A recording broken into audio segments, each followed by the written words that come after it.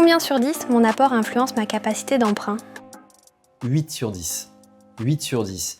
Pour pas dire 10 sur 10. En fait, ton enveloppe financière, ton épargne et donc ton potentiel apport, mais surtout ton épargne, j'insiste bien parce que c'est l'épargne qui est vraiment cruciale dans un dossier de financement, elle va nous permettre à nous courtiers d'aller solliciter beaucoup plus de banques, puisqu'il y a des banques qui ne regardent pas le dossier s'il n'y a pas l'apport des frais.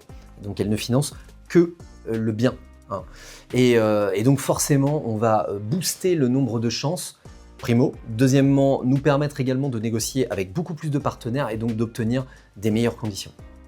Combien sur 10 les banques regardent mon taux d'endettement?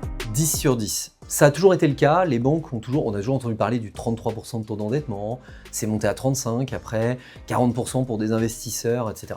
Mais depuis que le HCSF, depuis environ 2019-2020, le HCSF, en fait, c'est le Haut Conseil à la stabilité financière, qui est venu dire aux banques, maintenant, vous allez regarder un peu plus près le taux d'endettement et ça va être 35% maximum.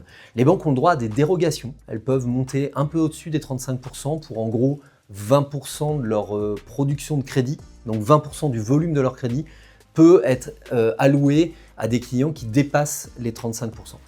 Au-delà du taux d'endettement, je dis qu'il faut également regarder le reste à vivre. Combien il reste pour vivre une fois payé le crédit ?